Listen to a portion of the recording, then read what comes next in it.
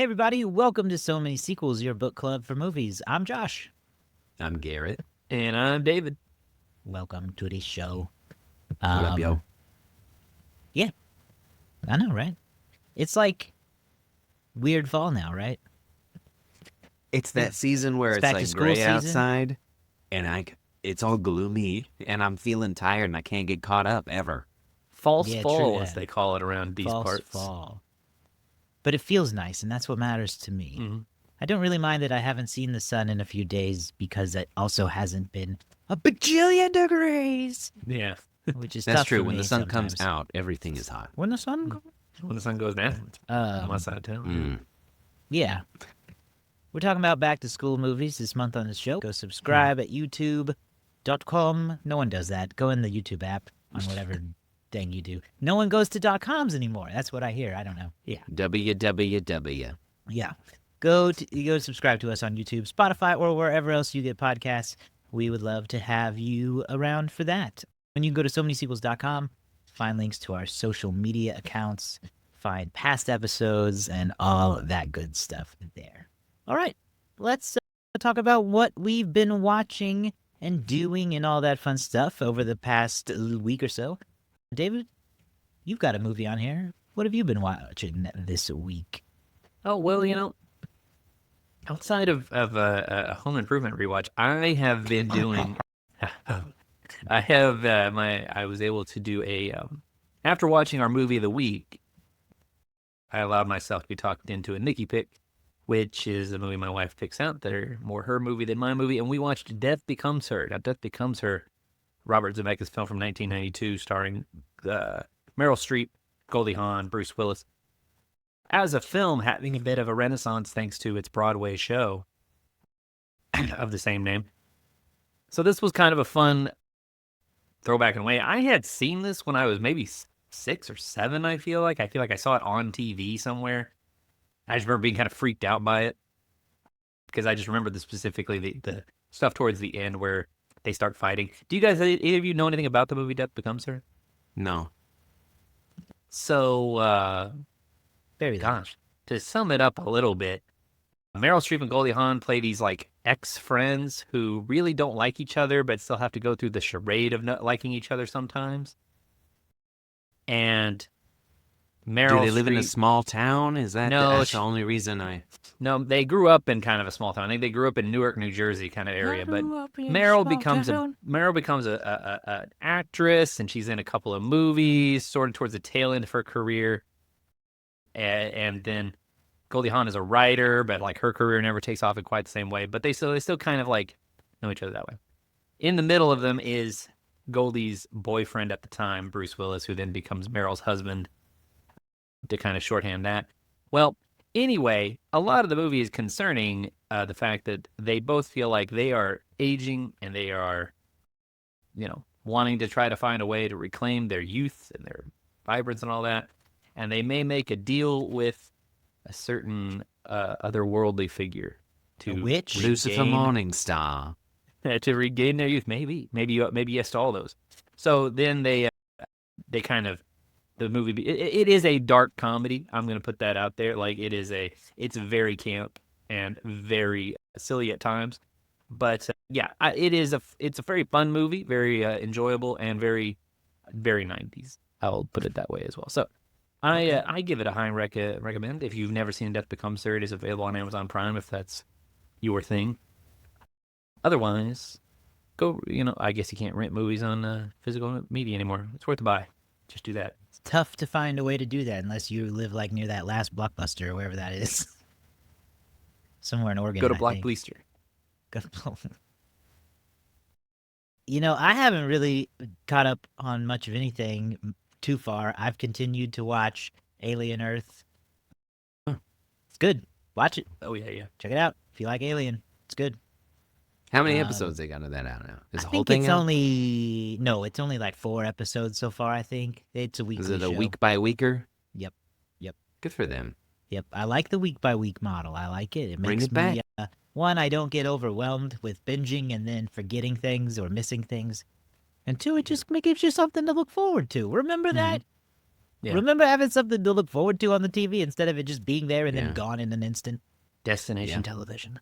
Right. I think we're moving back towards those kinds of things. So many of them, they did the 3 at a time model, or 3 Yeah. then 1, and now they're just kind of doing hey, one at yeah. a time for bigger shows that they want you to pay Gotta attention keep to. them around. Well, what have you watched this week, Garrett? Because I'm out of movies right now. I have been on a tear, my friends. Let me tell you what. Love I that.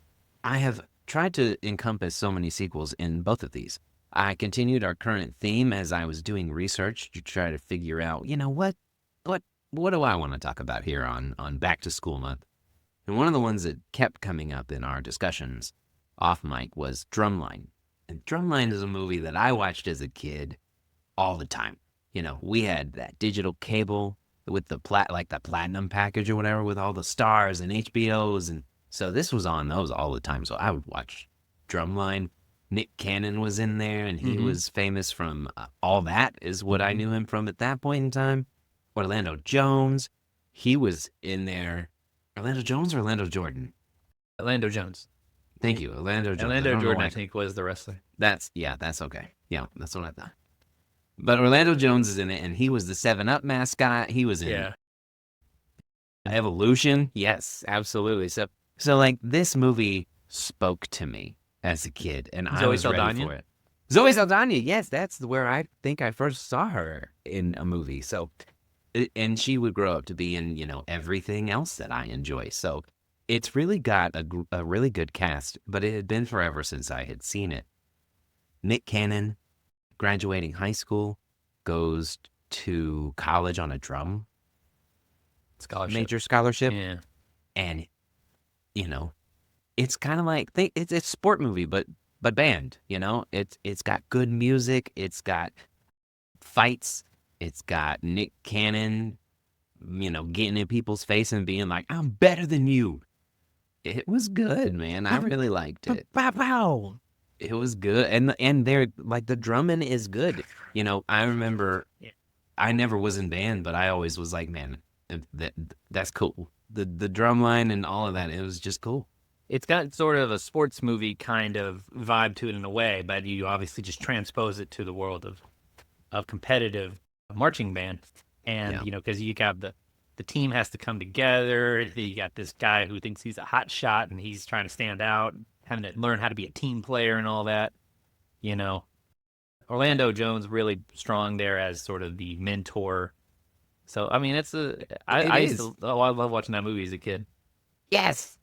It is one of the better Orlando Jones performances where he's not the comedic tack. Most of the time he's the funny guy, and he is not. He delivers a very good performance in this. And so I still held up. I was really kind of prepared for it not to.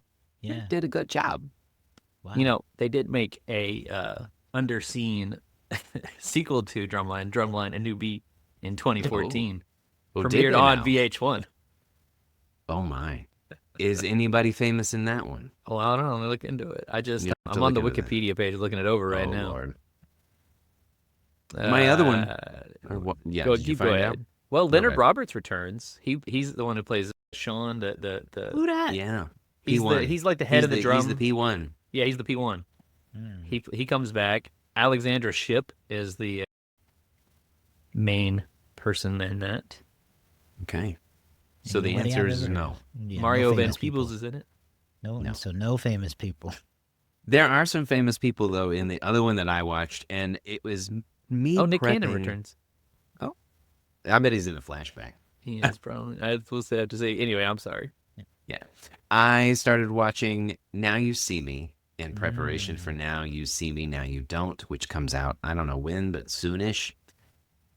I loved this movie when it came out. It ticks so many boxes. Jesse Eisenberg, Woody Harrelson, Magic, Morgan Freeman. For me, those in 2000 whatever when this came out, those were things that were way up on the list. Watching it now, Isla Fisher, I didn't really know who she was at the time. Dave Franco was in there. I knew who he was, but he, has surpassed his fame since then. You got Mark Ruffalo in there. You got a mean mugging Michael Caine, y'all. He is mean. He is scary. Muggin'. Think the Gotham. Oh my God, The Alfred. TV Think the Gotham yeah, Alfred, yeah. but with like young Michael Caine attitude. That's what it is. Oh my God. Yeah, he was Oh my scary, God. y'all, and it was good. It was so freaking good. I absolutely I was so Playing cards. enthralled with it because it's so much fun. The magic that they do in it is good. They do it like a Penn and Teller situation where they like let you in on what's going on, and they still are able to like play with it in a fun way.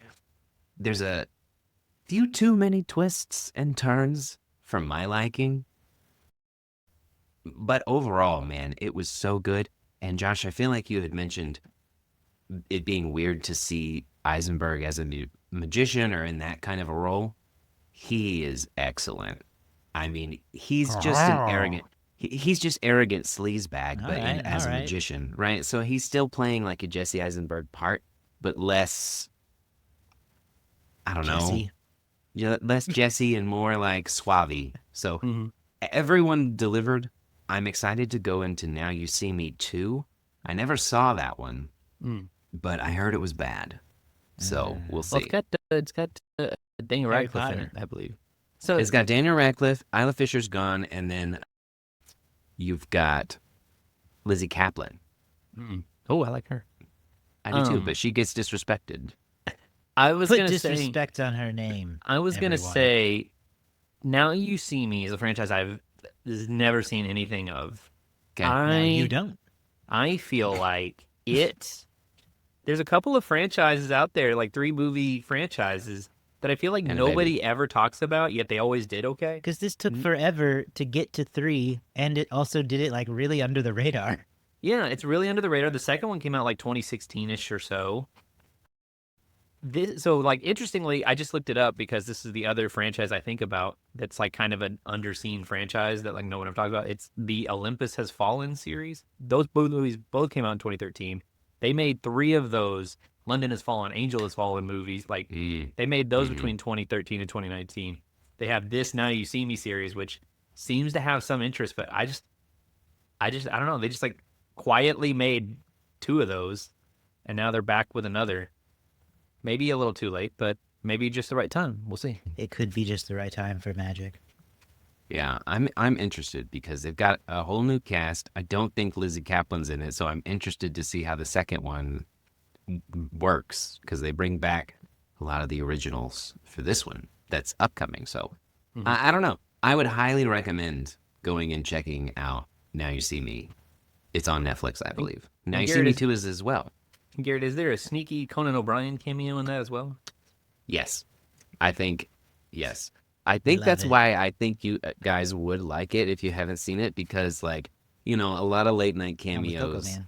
Yeah. they always go with Letterman or Leno or whoever was at that time. Very few people chose Conan. Now, that could have been a cost thing, but they got Morgan Freeman and Michael Caine in this movie. They're not throwing nothing around.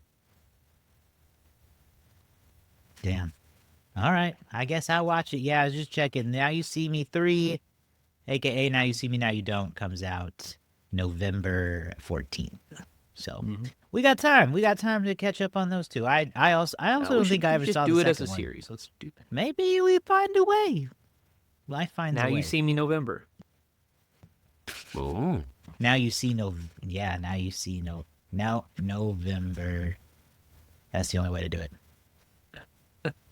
Now You See Me, November don't. Now it doesn't work. Dang it. Now You See Me, Now You November. Oh, Now You November. Let us know if you think we should do that and if you have a better name for You November. have to. November You See Me. Now You don't. Oh, man. All right, let's talk about some news this week. First of all, I wanted to start with now, after being, what was it, the highest grossing movie last weekend, in its one and only weekend out in theaters, K-pop Demon Hunters is now Netflix's most watched movie of all time, according to their own metrics. I think it's like 236 billion minutes viewed. It has surpassed Red Notice, Thank God. which low-key was Which is the most crazy. watched movie on Netflix. I think because of the trifecta of that cast at that time. Remember when that And yet, cast was but the nobody ever peak and talks about that. No, Nobody ever because talks it wasn't about it. good. It Most wasn't good. movies that come out on Netflix, nobody talks about Like, them. like It's like just because everyone watched it doesn't mean everyone talked about it. That should say something. Exactly. I can't escape the conversations around K-pop Demon Hunter. It's just No, it's exactly, 'cause dominant it- on my feeds. It but fit into Red the Notice, culture. outside of that weird tie-in with WWE they did, I don't remember anybody talking about That Red movie Notice. got a 2.5 on Letterboxd. Mm. It's not good. Did it? Yeah, And that might no. be 2.5 too high. It might be. Yeah. Not to Might be be. confused with Red One, the I other. really don't movie remember much with of it. starring I the really think I Rockefeller watched Red. it though. But anyway, yeah, it is. Oh, I said billion. It's million. 236 million total views compared to 230 for Red Notice. It's really Um, solid. It's a 4-quadrant movie. A lot of it people is. can enjoy K-pop Demon Hunters. Agreed. Yeah, the songs are all over the place. I was looking at the top streaming charts on Spotify and Apple Music the other day, and like 5 to 7 of the songs were from that album in the top 10 on the various charts. So people are streaming the heck out of it for sure. So go check that out. They yanked it out of theaters already because they're allergic to making money for theaters. I don't know. It made a lot of money the first weekend. That's all I know. Did well. But yeah, it did really well. So that is streaming on Netflix. You should check out K-pop Demon Hunters if somehow you haven't yet, or you should watch it again, and then you can go back and check out our review of it. Or did we do a review? Yes, Garrett and I did a review of Yes. it, and we also talked about it in probably multiple other segments in other episodes. So go back and check those out. SoManySequels.com. Another thing we've been talking about lately is the rise of physical media again, coming out of the like zombie hand coming out of the dirt of the DVDs and the Blu-rays and all that.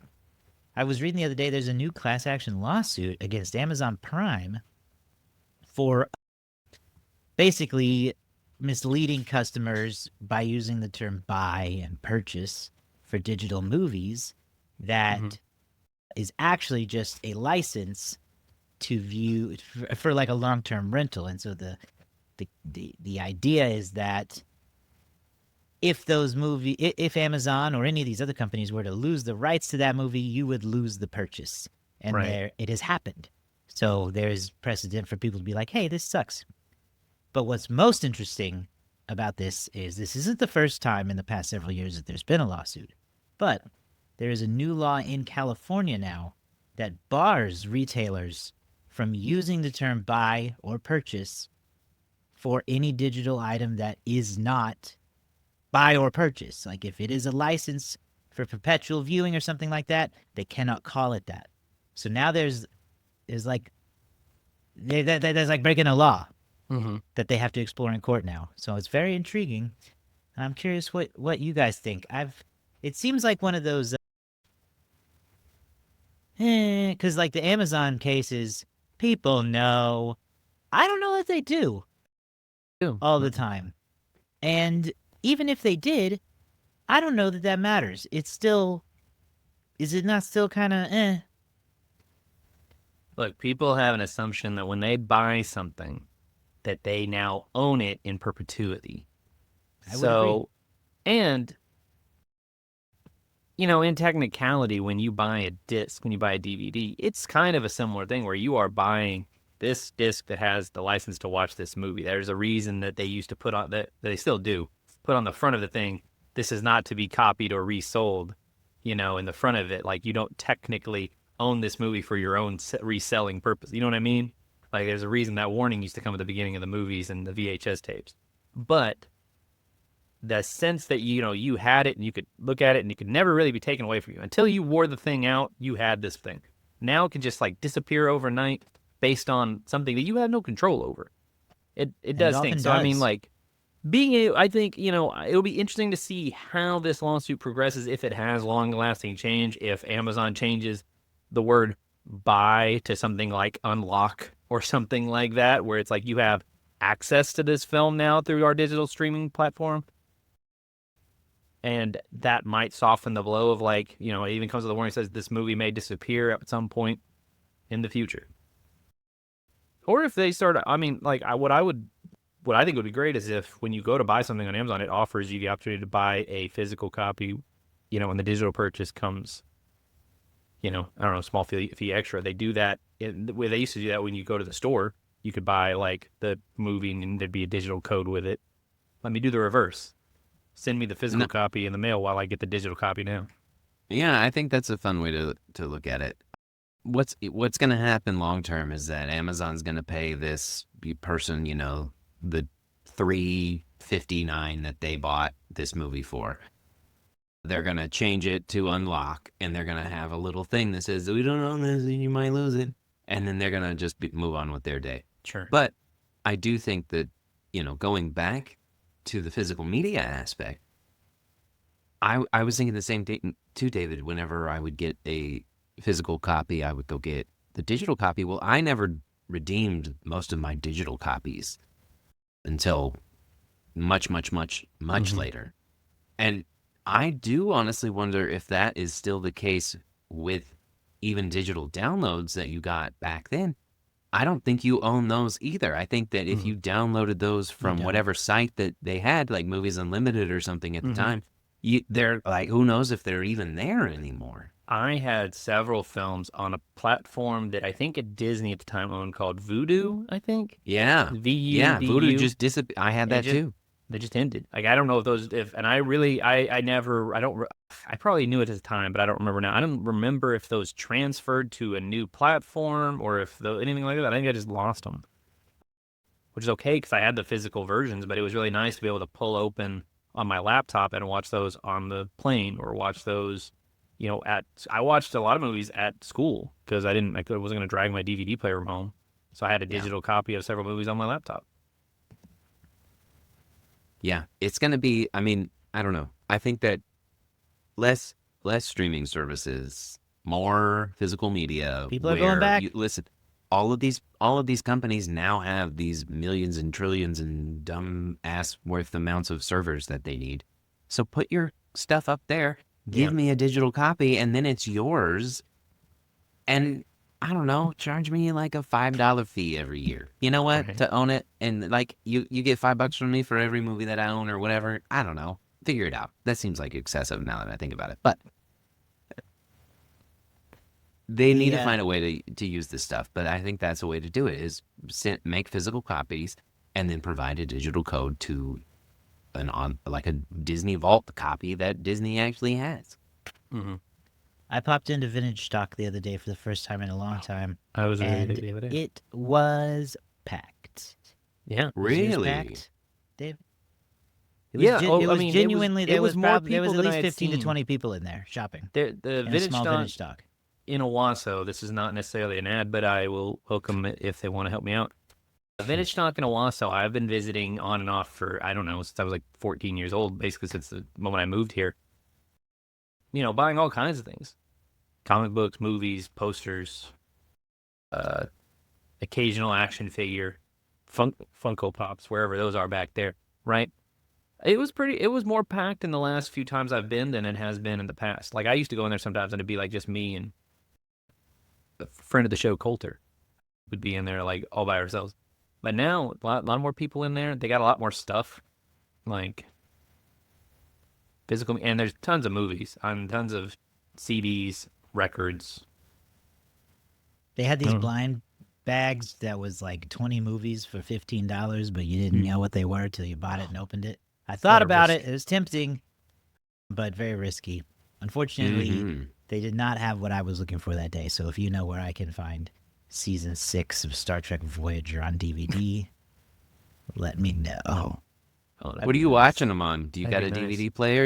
I know you got to play Xbox, but I got a what is it? It's a 4K Blu-ray player.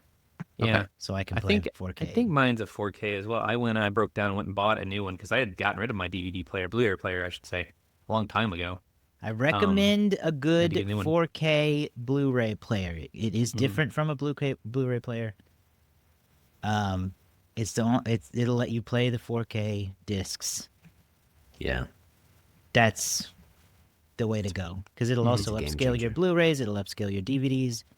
I put in one of my season 2 of Lost DVDs the other day and watched an episode. Looked beautiful. It looked actually, arguably, just as good as it does on Disney Plus. And that Nice. was just a DVD, and I don't even have the Blu-ray. It's just the upscaling and the Yeah. people. You get so used to it over time, you don't realize what the streaming does to the compression of the video and Yeah. how it That's- kind of takes out shadows and like melts Streaming things music together. versus physical Yeah. media. That's the difference. Same thing. That's why people love vinyls now. Is it's a more pure sound than the digital and the boo boo boo digital. When we run out of words, we just resort to booze. Yeah, just boo this man. Boo Boo. this man. We love the digital. I love it more when it's more like working in tandem. That was when it was better. Mm-hmm. It was better when it was more balanced, and now it's too off balance the other way. Mm-hmm. Yeah. We got to go back to bringing some physicality back to our things. Because small tangent. Remember stuff? Yeah. Everything now is just like in the ether, and you used to buy things. Yeah. People used to have. Well, a lot of people still do, but you used to have shelves full of books. Now it's all in your Kindle and your phone. Your movies are the same. People used to buy albums. Yeah. That used to get them as gifts and give them to people as gifts, and now it's like everybody's stuff that you enjoy doesn't really exist, actually. Yeah, I used to No, be. now we just That give used to be my gift running cards. thing was asking my parents for movies at the holidays because I was like, yeah, here's the movies I saw this year. Pick Yeah. 2 of these. Now I barely ever ask for anything like that. Yeah, exactly. David, do you want to give us a little update on this week's box office rundown? It was kind of a dull week, I think. No, Yes, yeah. Well, no. Well, it is it is Labor Day huge came out. weekend. Yeah, it is Labor Day weekend, so there'll probably be a little bit of boost to some of these movies you have to think on Monday. But Weapons jumped back into the number 1 spot with $10.2 million. I didn't even know this was happening. A re-release of Jaws in theaters right now brought in It's the 8.1 50th million. anniversary. For the 50th, No, I thought they did this baby. in July. So Why not do it now too? So good to see. So that made 8.1 million. It jumped back into the number 2 spot. It is still not safe to go back in the water. Did I tell you guys about my son watching Jaws?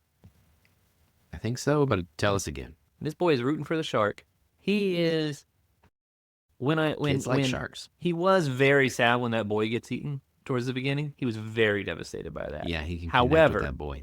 when the shark, spoiler alert for Jaws on its 50th anniversary, but when that shark gets blown up, he said, "Aw, poor little guy." And I went, "Poor little guy? Jackie, he's a killing machine." He goes, "But he didn't want to be." I argue he did. He was. He all could for have it. eaten the fish, the natural order of things. Instead, he ate It's true. people. He was eating people. He's a man-eater.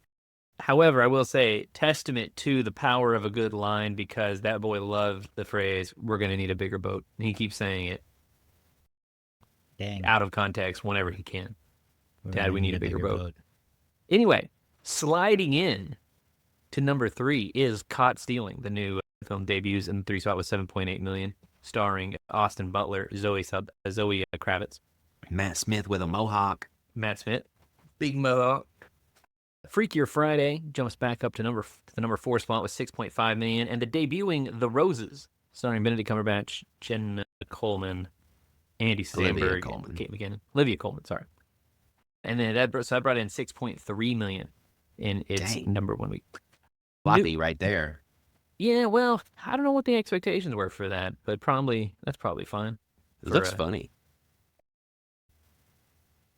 Anyway, new movies opening next week. We have The Conjuring Last Rites and a re-release of Hamilton in theaters, so should be fun for couple different audiences there. I don't know. It feels I like don't a know. throwaway actually release date. Like this seems like a move. This seems like Well, a weird I'm not. time I don't frame mean for this to be like released. it's not going to be a big weekend. I don't think, but I I will. don't know. I will That be movie's- interested if I feel like Hamilton is number one, Sure. just because it's more. A family can go to that. Mhm. compared I to just the mean I'm Conjuring. surprised they're releasing The Conjuring right now because that Yeah. seems like a wasted time for that. That's got a big following. This is the last one. And it looks a lot better than the last one did. And it feels like, I don't know, it seems like an odd weekend.